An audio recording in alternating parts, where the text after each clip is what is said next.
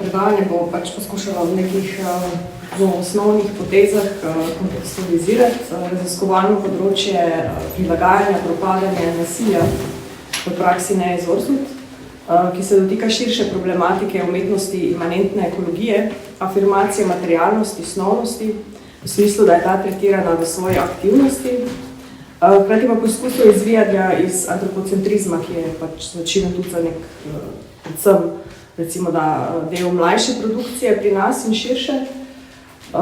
Našteto bom poskušala kontekstualizirati preko določenega ovinka. In sicer se bom na eni strani v nekih ravno tako zelo osnovnih potezah bom poskušala nakazati na povezavo umetnosti in koncepciji narave, na drugi strani pa na povezavo razvoja zlasti naravoslovnih znanosti in umetnosti.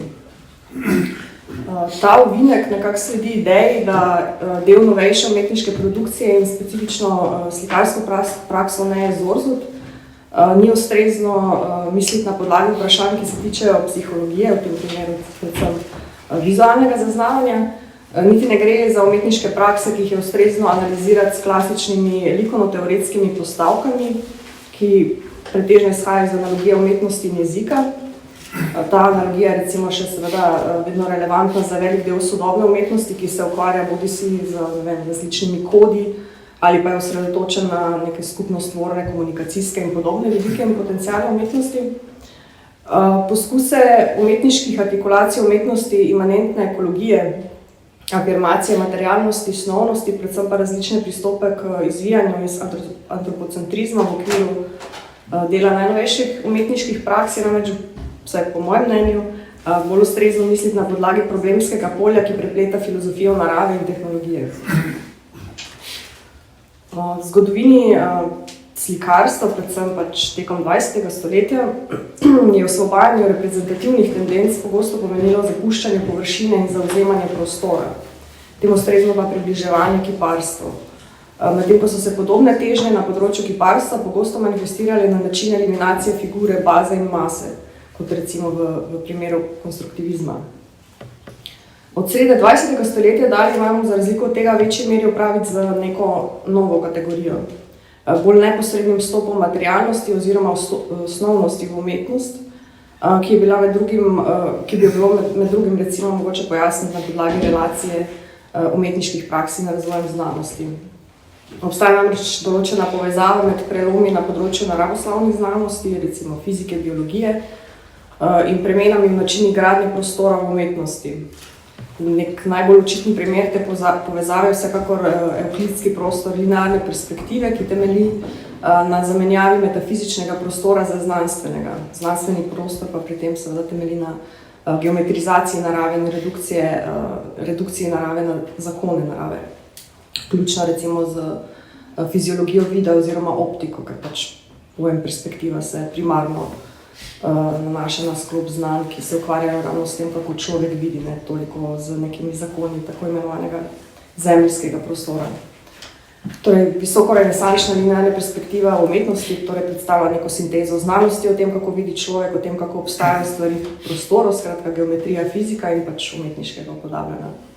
Ta relativno organska povezava znanosti, v tem primeru zlasti geometrije in pa umetnosti, je pa bila mogoče še predvsem do nastanka tako imenovane analitične geometrije, ki uporablja znake na sebi.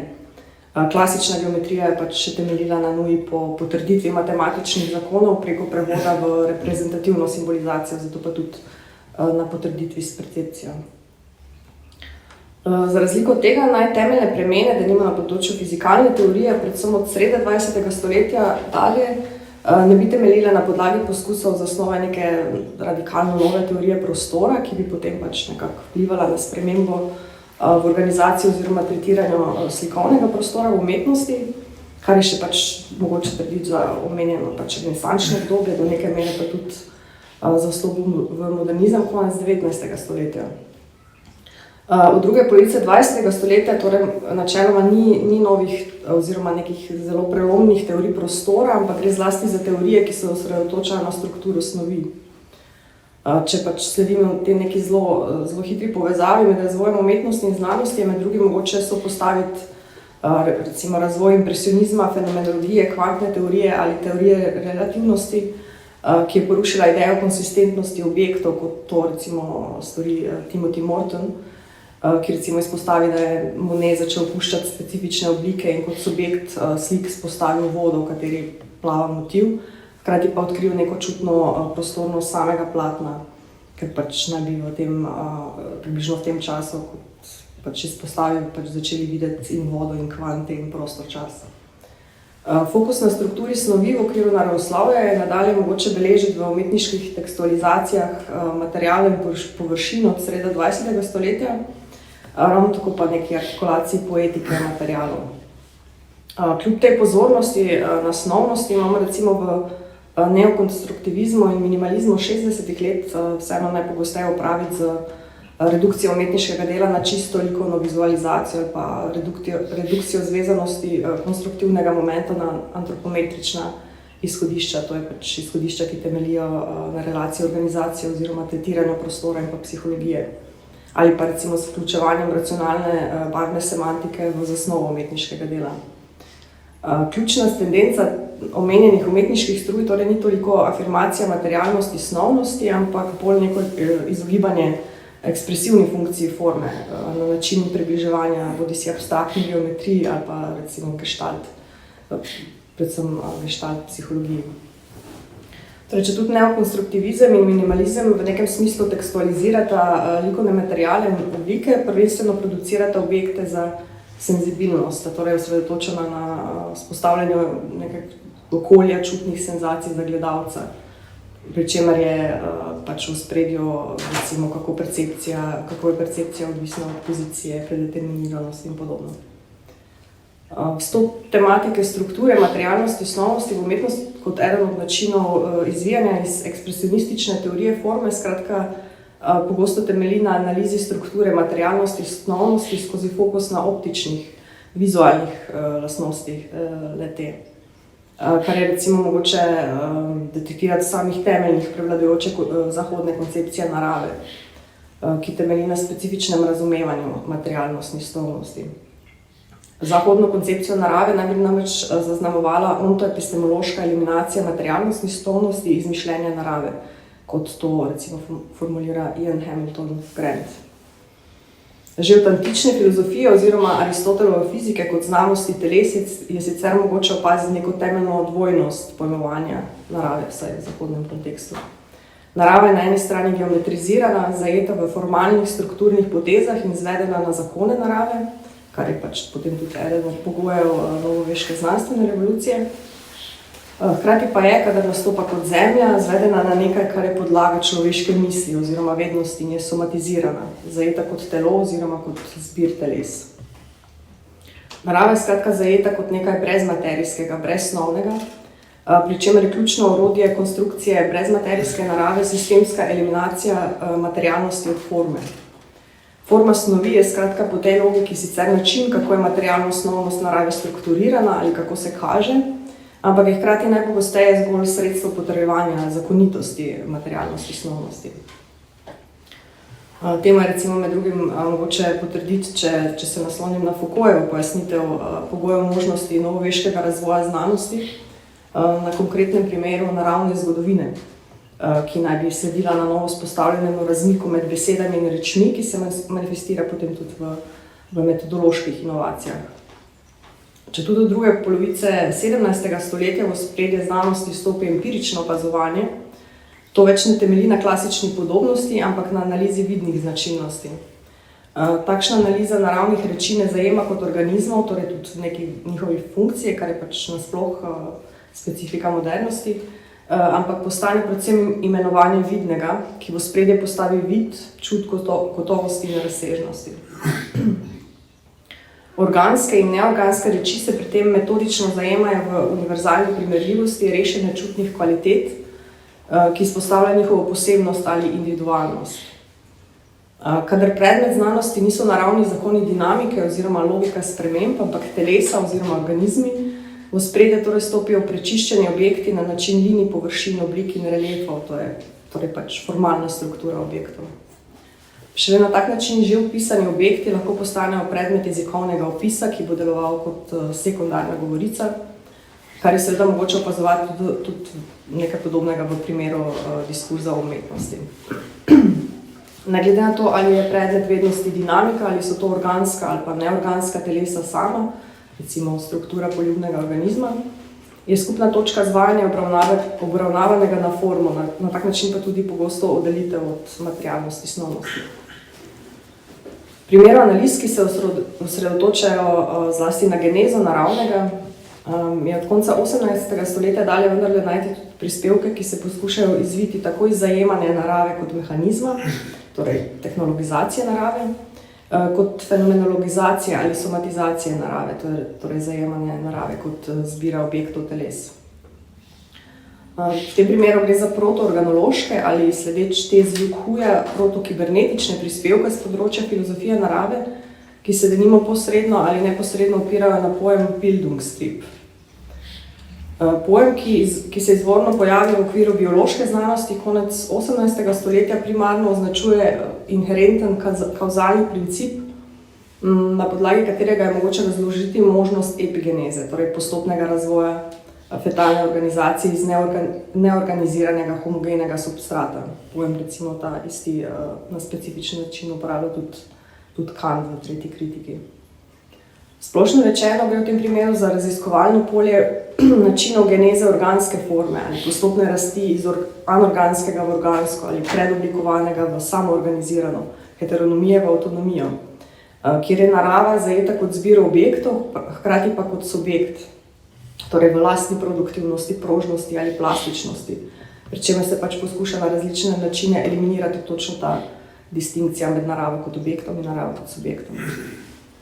V tem obdobju vsaj gre v največ primerih za organicistično-teleološke ali organicistično-mehanicistične koncepcije narave, ki pač nekako izhajajo iz kritike kartezijanskega mehanicizma in ki se jih pač običajno locira v obdobje romantike, kjer je pač predmet obravnave zlasti autopoezis oziroma samovzročnost narave. Natanko v teh okvirih se formirajo tudi prispevki, ki v razmerju med materialnostjo, osnovnostjo in formo poskušajo najti alternative hilomorfičnemu modelu. Tega zaznamuje ideja forme kot aktivne sile, ki proizvaja gibanje in identiteto v razmerju do neke pasivne, inertne materialnosti, osnovnosti. Forma je v primeru hilomorfizma skratka na strani intelektualnega ali pa smotrnosti in sploh stranski produkt podrejanja kultivacije ali intelektualizacije inertne materialnosti, osnovnosti. V primeru recimo umetnostnega področja gre v tej navezavi za nek sklop idej o procesih kultivacije ali pa intelektualizacije čutnega. V okvir zametkov organoloških in protokibernetičnih koncepcij narave je vsekakor mogoče umestiti Schellinga, ki formo organizma opredeli kot stranski produkt formalnih sil lastnih snovnosti kot taki. Materialna snovnost zanj torej ni sestavljena iz individualnih delov, recimo atomov, ampak je področje delovanja sil odbojnosti in privlačnosti, pri čemer je identiteta ali forma naravnega objekta opredeljena kot začasni stranski produkt stabilizacije in kohezije sil. V primeru ideologiji umetnostnega ustvarjalnega postopka, če pač nekako s to analogijo nadaljujem, je nekaj podobnega najti mogoče v Schillerjevi ideji sinteze med materialnim gonom, ki je na strani estetskega, ali pa tudi individualnih želj in individualne svobode, in formalnim gonom, ki je na strani racionalnega, tudi občega, v igri oziroma gonu po igri, ki se pač potem bi naj materializirala v umetniškem delu.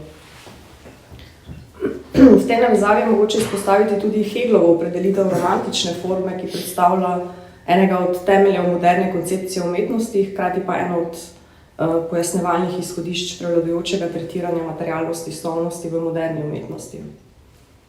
V Hegelovem branju je namreč romantična forma na strani ločevanja od materialnosti osnovnosti, tudi obstoječega, ter približevanja čisti samorefleksivnosti. V primeru modernističnih ustvarjalnih postopkov se tako razmerje med formo in materialnostno osnovnostjo na postopkovni ravni pogosto odvija na način abstrahiranja, torej postopka, ki se na podlagi konkretnega obstoječega, pa tudi recimo motiva, poskuša dokopati do bistvenega oziroma obstoječe intenzivirati. Tak primer bi naj bila recimo Cezanova krajina, ki se za razliko od impresionistov ne osredotoča na spreminjajoče se optične kvalitete narave ali pa vizualizacijo neobjektne snovi, ampak bolj na stalnost v spremembah, na nekakšno brezčasno naravo oziroma na formo narave, kot to imenuje Jukuj. In z vsem je že nekako bolj ali manj očitno, da obstajata neka dva ključna sklopa pojmovanja forme. Forma se bodisi nanaša na neko vidno čutno obliko organizma oziroma znaka v primeru umetnostne teorije, ki pogosto tudi predpostavlja mimetično odnosnost med umetniškim delom in motivom, dejanskostjo, čimkoli že, ali pač na neko notranjo strukturo organizma znaka, na formo kot sistem, specifično razmerje med deli, elementi in podobno, ki pač ni nujno na enak način mimetična. Ta dvojnost je recimo tudi zelo do neke mere sorodna razlike med klasično in pa abstraktno geometrijo. Kolikor umetnost razumemo kot komunikacijo, torej na podlagi analogije umetnosti in jezika, se v obeh primerih forma nanaša na način kodiranja sporočila, ne pa na sporočilo samo, vendar ne enostavno na način, kako je nekaj sporočeno, torej na izrazni stil. Če umetnost ne izvajamo na komunikacijo, je v teh okvirih sicer možna tudi ideja, da je recimo umetniško delo materializacija nekega modela produkcije forme. Na tak način pa tudi modela razmerja med elementi, načina odnosnosti in podobno, kar fokus recimo približa temu, kar Timothy Morton imenuje umetnosti imanentna ekologija. Temeljne spremembe v razumevanju narave ter v razmerju med poljubnimi organizmi in okoljem, kar je natanko področje ekologije, je torej vnesla zlasti organološka misel 20. stoletja pa začetka 20. stoletja, ki je tudi poskušala pretrgati z mehanicističnim modelom mišljenja komunikacije med organizmom in okoljem. Sem je recimo vsekakor mogoče umestiti Bergsonovo opredelitev razmerja med inteligenco in materialnostno osnovnostjo, ki med drugim izhaja iz predhodne povezave procesa geneze narave in uma. Bergson razmerje med inteligenco in materialnostno osnovnostjo denimo pojasni na primeru učenja plavanja. Plavati se recimo ni mogoče naučiti zgolj na podlagi inteligence, ampak je najprej potrebno v vodo, se potopiti v materialnost, osnovnost vode. Na podlagi delovanja v tem specifičnem okolju pa se inteligenca poljubnega organizma ali pač materiala znova približa realnosti, od katere je sicer nekako oddaljena oziroma odtrgana. Naučiti se plavati pomeni izumiti geste, ki integrirajo vodo kot funkcijo enotnosti človeka ali organizma in vode, kot to recimo formulirali v Kuj. Drugače rečeno, organološki modeli razmerja med poljubnim organizmom in okoljem temeljijo na ideji, da inteligenca in materialna osnovnost sodelujeta v lastni genezi na način prilagajanja. Če tudi materialna osnovnost, za razliko od inteligence, zaznamuje nezmožnost povezovanja lastne sedanjosti in preteklosti, preko tega pa tudi neke aktivne anticipacije prihodnosti. V okviru redefinicije razmerja med organizmom in okoljem je ravno tako mogoče umestiti recimo analizo specifično bioloških organizmov na podlagi pojma autopoezis, kakor sta ga recimo razvila Maturana in Varela v knjigi Drevo spoznanja, v kateri sta posredno tudi predlagala neko redefinicijo mehanicističnega pojma komunikacije. Ta ni več razumljena kot transmisija z določljivimi smermi, ampak gre za neko cirkularno povezavo med jazom ali pa organizmom in okoljem. Na podoben način tudi spoznavanje ni rezultat pridobivanja in predelovanja informacij o nekem zunanjem danem svetu, saj tak reprezentacijski model na eni strani zanemari konstrukcijo ali pa izumljanje gradnjo lastnega sveta strani organizma, hkrati pa pač zanika neko živost tega domnevno zunanjega sveta ali pa okolja. V tem primeru gre skratka za kritiko aplikacije specifične koncepcije delovanja jezika in jezikoimanentne reprezentacijskosti na analizo delovanja organskega ali pa neorganskega. Analiza razmerja med organizmom in okoljem skozi optiko jezika namreč pač neizbežno reproducira jezikoimanentno odtujevanje, torej ločevanje od okolja, poznanja in podobno.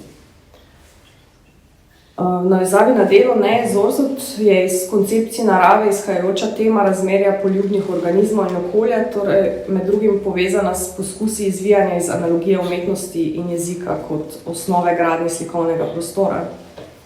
Hkrati pa z bolj nedavnimi poskusi artikulacije okoljskih in ekoloških estetik, ki temeljijo na specifični koncepciji narave ali okolja in ki jih pogosto zaznamuje neka temeljna dvojnost. In sicer na eni strani organološke ideje temeljno prepletenosti organizmov ali pa objektov in okolja, recimo tudi človeka, njegovega telesa in onesnaženosti. Na drugi strani pa objektno orientirani, predvsem pa realistični pristopi potrjevanja temeljne ločenosti, nedostopnosti in tujosti objektov ali pa okolja.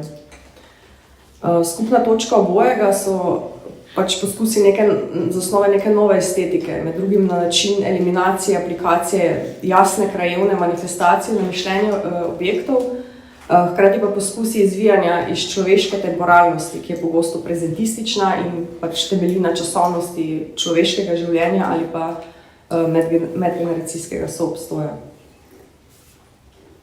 Zametke take ekološke in okoljske estetike je na več mestih artikuliral že omenjeni Timothy Morton, ki je pač sicer tudi ena ključnih referenc Neje Zorzut, ki recimo kritizira ekološko in okoljsko misel, ki se neposredno osredotoča na recimo živali, rastline, vreme ali pa v primeru literarne teorije na nek ekološki ali pa ekokritični jezik.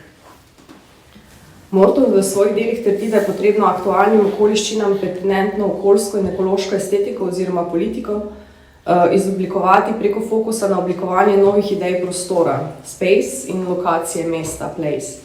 Hkrati pa fokusa na zasnovi alternativnih antropocentričnih koncepcij okolja, ki vključujejo odzemljevanje človeka in eliminacijo pojma narave kot pač nečesa nedotaknjenega, nepotvornega, nečesa zunaj. V tej navezavi Morton tudi trdi, da je oblikovanje okolja in pa modelov odnosnosti, skratka to, kaj imenuje ambientalna poetika, pravzaprav pač nekaj umetnosti imanentnega. Torej Zorzut se v svojem delu ukvarja natanko s vprašanji, ki se tičejo ekologije v neki njeni izvorni definiciji, torej kot po eni strani oznake za vedo, ki se pač ukvarja z razmerjem organizmov njihovega fizičnega okolja, po drugi strani pa pač za vede, ko se pač ukvarja z življenjskimi procesi antifragilnosti, tvorbe, interakcij in prilagajanja, zgibanje materialov in energije skozi življenjske procese in podobno. Pri tem ekološke in okoljske estetike ter z njima povezano temo prilagajanja v prostoru in času, hkrati pa problematike razmerja objektov, organizmov in okolja, ne razvije na način, da je to strogo rečeno neka tema umetniškega dela, da recimo umetniško delo vizualizira podatke vezane na okoljske problematike, kar Morton recimo imenuje okoljski PR, ali pa da delo neposredno vključuje ali pa evocira organsko, živalsko in podobno. Če pač izpostavim nekaj najpogostejših strategij deklarativno ekokritične umetnosti. V njenem delu gre namreč med drugim za neko okoljsko estetiko na postopkovni, tehnično-ustvarjalni ravni, hkrati pa na ravni razmisleka o umeščanju v specifično okolje, podobno kot tudi v primeru dela, ki je nastalo za cikel kontejnerji. Za neko najbolj osnovno problemsko polje njenega dela je sicer relativno očitno že na podlagi naslovitve del. Recimo Adheziv iz 2019, ki izvorno označuje substanco, ki lepi stvari skupaj, pri čemer delo raziskuje razmerje nezdružljivih entitet, njuno lepljivost, prijetje, nezmožnost ločitve. Potem serija Alkton, torej tujerodnost, recimo tujerodne vrste, ki so v nekem okolju zaradi človeške dejavnosti. Miazma iz leta 2021, ki izvira iz sicer pojem iz antične medicinske teorije, na podlagi katere naj bi bolezni in epidemije bile stranski produkt gnilobe organske snovi, ki proizvede miazmota, pa potem penetrira v človeško telo. Recimo fenomen miazme Morton opredeli za prvi zaznavni hiperobjekt človeškega izvora. Se povzroča nepojasnljive spremembe organskih entitet, suspens tega, kar je dojeto ali pa zaznano kot meja, bodisi meja telesa, meja med telesi, in na tej podlagi zasnovanih tehnik vključevanja, oddeljevanja, očiščevanja. Na podoben način je poveden tudi naslov dela, ki je nastalo v okviru cikla kontejnerji, ki označuje povratni tok plime, ko se voda vrne v morje, opad ali propad, hkrati pa način odmikanja, ki se mu nikoli ne uspe povsem odmakniti. V primeru prakse Zorzot je recimo tematika razmerja organizma in okolja nagovorjena tudi na način, da kot okolje v skladu z etimologijo, kjer pač okolje milje lahko označuje tako neko fizično okolje, okolico, sredino ali medij, nastopajo tudi medij slike same v njenih materialnih, strukturnih, zgodovinskih, tehničnih in tako dalje specifikah. Povezava specifičnega izseka filozofije narave, ki je v tem primeru tudi nerazložljiva s filozofijo tehnike ali pa tehnologije, je v primeru slikarstva Zorzot skratka zelo bližnja. Lahko bi rekla, da gre za neko izomorfično povezavo med koncepcijo narave, ki temelji na teoriji ortogeneze, prebave ali propadanja in recimo temu ortogenezo slike.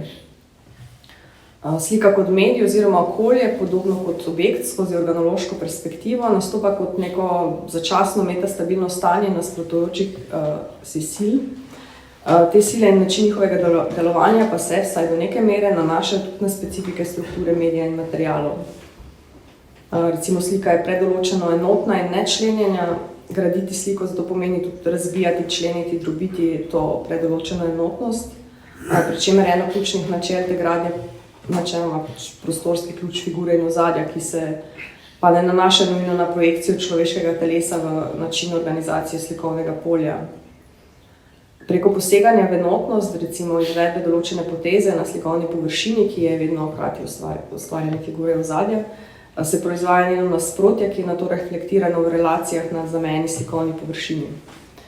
Refleksivnost sama, kjer neka poteza obstaja skupaj z recimo temu lastnim ogledalom, je dejavnost, ki se dogaja in zahteva čas. V primeru slike ne nujno linearni sekvenčni čas, saj se načeloma relacije dogajajo naenkrat, kljub temu, da so pač seveda bile ene izvedene prej, ene kasneje. V tem smislu obstaja določena analogija med funkcijo spomina v primeru organizma in logiko gradnje slike. A posteriori postane a priori, ne v nekem transcendentalnem smislu, ampak v smislu, da postane pogoj ali kriterij nadaljnje selekcije. V zadnjih letih umetniško prakso Zorzot sicer zaznamujeta zlasti dva ključna postopka, in sicer na eni strani tretiranje slike ali pa umetniškega objekta kot telesa, recimo temu organološko približevanje, ki mu sledi samo potujevanje telesa, recimo temu realistično potujevanje. Slika kot telo, pri tem, kot rečeno, ne nakazuje na neko dolgo tradicijo umetniških raziskav, kako je oblikovanje slikovnega prostora oziroma pač poljubna oblikotvorna praksa odvisna od telesa, kar je recimo temelj prevladujoče likovno-teoretske obravnave ustvarjalnega postopka, ki temelji na analogiji likovnih umetnosti in jezika. Niti ne gre za koncepcijo umetniškega medija kot podaljška telesa ali pa idejo, da se umetnikovo telo bolj ali manj direktno vpisuje v umetniško delo, kot recimo v primeru neke visokomodernistične ideje indeksalne signifikacije. Gre bolj za somatizacijo samega umetniškega objekta, razumljenega kot funkcionalno povezane celote, ki ga Zorzot postavi kot nekaj neločljivega od okolja ali pa konteksta, torej v nekem najširšem smislu od lastnega reprodukcijskega okolja. Natanko v tej navezavi je mogoče govoriti o raziskovalnem pristopu, ki se umetniškega medija na neki tehnično-postopkovni ravni, če pač tehniko razumemo kot način organiziranja anorganskega, loteva stališča specifične koncepcije narave, bolj kot na podlagi analogije z jezikom in temu pridružene redukcije realnega na diskurzivno.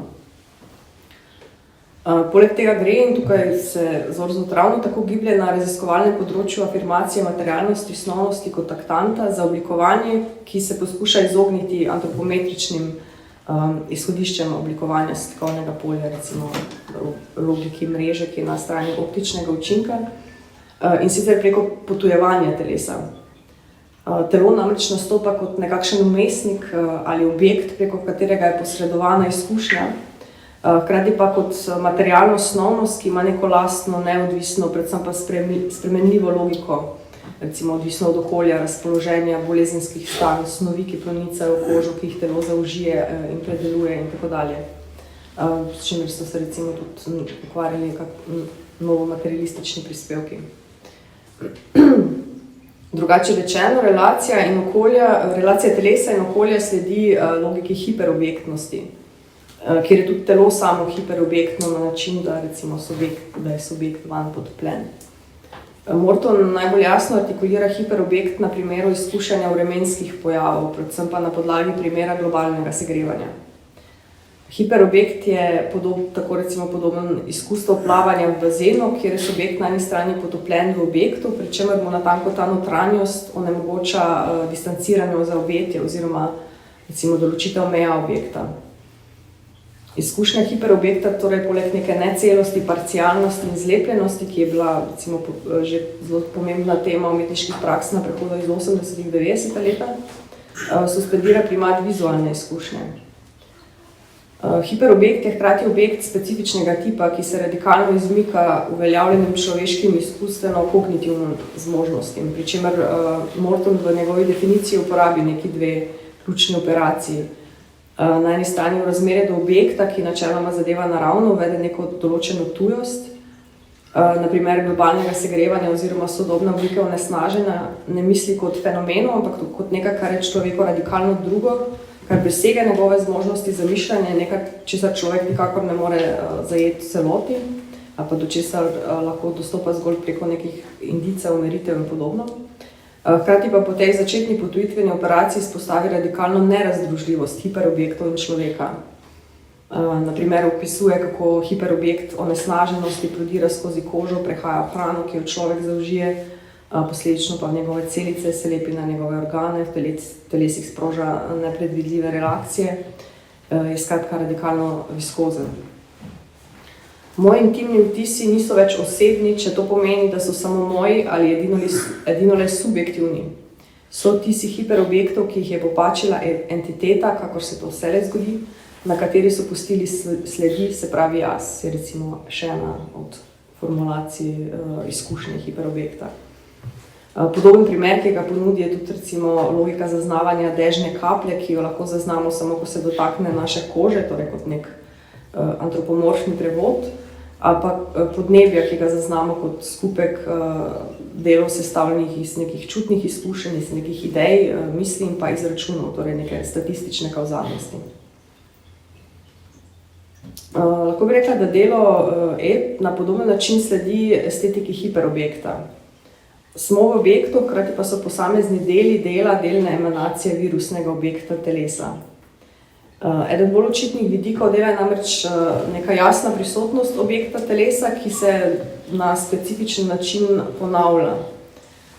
Gledalec ob gibanju ob, po in v delu vidi posamezne variacije ali pa agregatna stanja na videz enega in istega telesa objekta, ki so tesno povezane z medijskim okoljem, v recimo katerem se ta pojavlja oziroma v skladu z logiko, katerega se gradi ali pa zaznaven.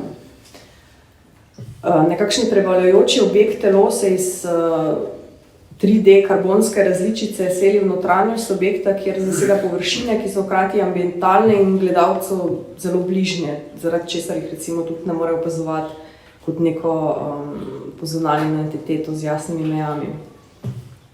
Objekt telo je torej nekaj razporejenega skozi prostor in razvlečenega skozi čas v enotah, če še en Mortonov opis hiperobjekta uporabim. Gre za razkroj tukajšnjosti, ki je po Mortonu ena ključnih potez človeškega ekomimezisa, pri čemer ta označuje izkušnjo oziroma občutje bivanja v zdaj, ki je podprta s telesom, torej utelešeno izkušnjo prostora in človeško izkušnjo temporalnosti. Nekakšna razpršena delitev oblik kot strategija razkroja tukajšnjosti, ki v primeru nastopa na terenu razločenosti objekta in slikovne površine, hkrati pa nekega njunega zrcaljenja, je sicer nasplošno ena bolj značilnih potez dela Zorza v zadnjih letih, preko česar recimo zabrisuje neko jasno distinkcijo med notranjostjo in zunanjostjo, tudi na ravni recepcije, ali pa objektom in subjektom. Objekt pred sliko, recimo zrcali objekt na sliki, pri čemer je tudi gledalec nekako zelo vključen, ali pa recimo celo tretji objekt te neke drame spajanja oziroma medsebojnega vplivanja. Ekomimeza kot prvoosebni največkrat pogled na situiranost v je, kot izpostavi Morton, specifično retorično sredstvo, ki ustvarja fantazijo narave kot okoliškega vzdušja, kot nekaj otipljivega, a brezobličnega. Za razliko od tega sam med drugim predlaga pojem in izkušnje nekakšne monstruozne narave, ki ni toliko vitalna sila življenja, ampak bolj nekaj nemrtvega, oziroma celo nekaj, kar ne more umreti.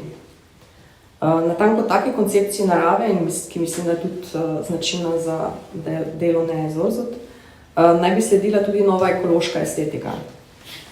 Bolj kot na ustvarjanje lepih in sublimnih slik narave, bi se naj osredotočala na onesnaževanje, kateremu ni mogoče postaviti meje, torej odstraniti ali očistiti vsaj viskozno. Podobno občutku, ki ga ima roka, ko se potopi v velik kozarec medu, to je občutku razpuščanja. Na hiperobjektno miazmo, ki naseljuje telo, ali na ontologijo sluzi. Nova okoljska estetika in politika naj bi se torej ukvarjala z ambientalno poetiko razpadanja, domačne tujosti, spreminjanja, nezmožnosti nelociranja na nelokalnost.